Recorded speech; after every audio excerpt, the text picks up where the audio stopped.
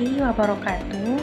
Perkenalkan, nama saya Sartika Bakari dari jurusan D3 Analis Kesehatan Fakultas Sains Teknologi dan Ilmu Kesehatan di Universitas Mina Mandiri Gorontalo. Baiklah, pada video kali ini saya akan membahas materi tentang protein, enzim, dan juga hormon. Nah, materi yang pertama akan saya bahas terlebih dahulu yaitu tentang protein. Protein adalah kelompok biomolekul berukuran besar yang terbentuk dari satu rantai panjang asam amino atau lebih. Jenis-jenis protein.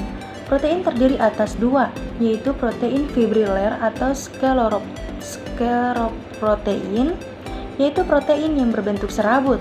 Contohnya, kolagen yang terdapat pada tulang rawan, miosin pada otot, keratin pada rambut, dan fibrin pada gumpalan darah. Yang kedua adalah protein globuler, yaitu protein yang berbentuk bola. Contohnya, protein globuler adalah albumin terdapat dalam telur, susu, plasma, dan hemoglobin. Globulin terdapat pada otot, serum, kuning telur. Fungsi protein, perbaikan dan pertumbuhan sebagai pembentuk antibodi atau kebal sebagai sumber energi, membantu metabolisme tubuh, memfasilitasi reaksi kimia. Struktur protein terdiri atas beberapa macam. Yang pertama yaitu struktur primer, yaitu struktur yang sederhana dengan urutan-urutan asam amino yang tersusun secara linear, mirip seperti tatanan huruf dalam sebuah kata dan tidak terjadi percabangan rantai.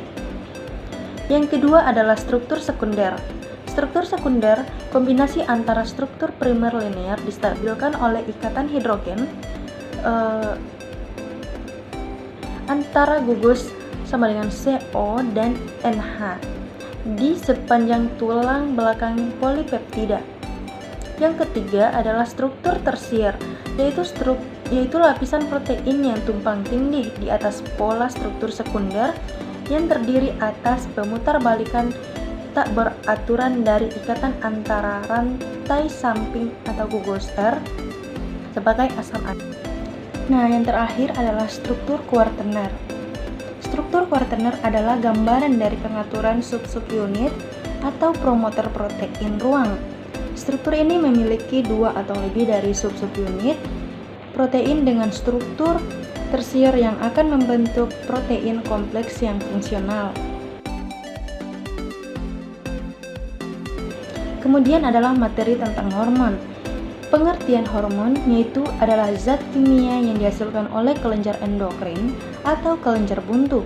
Kelenjar ini merupakan kelenjar yang tidak mempunyai saluran sehingga sekresinya akan masuk aliran darah dan mengikuti peredaran darah ke seluruh tubuh. Perbedaan hormon dan sistem saraf.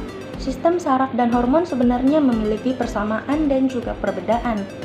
Untuk persamaannya adalah karena sistem saraf dan hormon memiliki fungsi untuk mengatur dan melakukan koordinasi dalam kegiatan tubuh. Pengertian hormon insulin. Insulin adalah hormon alami yang diproduksi oleh pankreas. Insulin berfungsi membantu penyerapan glukosa ke dalam sel-sel tubuh untuk mengendalikan gula darah. Glukosa sendiri biasanya berasal dari makanan yang mengandung karbohidrat dan diubah tubuh menjadi sumber energi utama. Cara kerja hormon insulin. Hormon insulin memiliki cara kerja yang penting untuk Anda ketahui. Cara kerja hormon insulin di saat terjadi peningkatan glukosa adalah dengan memberi sinyal kepada organ pankreas untuk memproduksi hormon insulin. Materi terakhir yaitu enzim. Pengertian enzim yaitu suatu protein yang mengkatalisis reaksi biokimia, bekerja sebagai katalis pada organisme hidup, mengatur kecepatan di mana reaksi kimia diproses dan enzim itu tidak berubah dalam proses tersebut.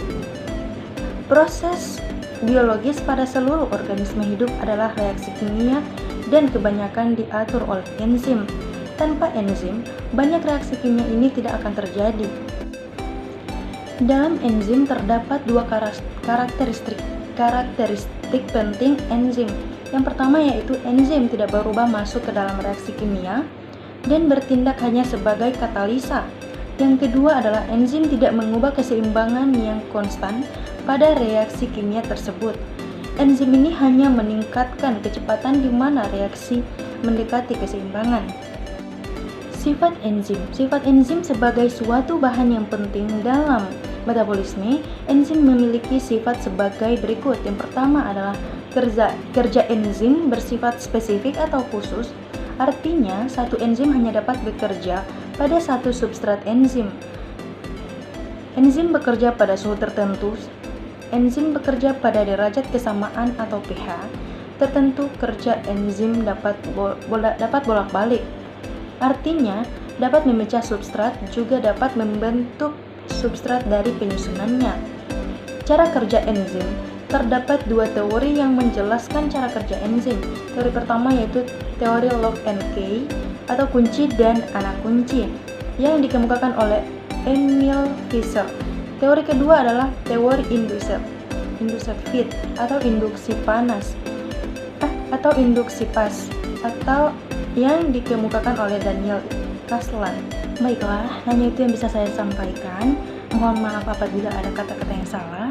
Wabillahi taufiq wal hidayah. Wassalamualaikum warahmatullahi wabarakatuh.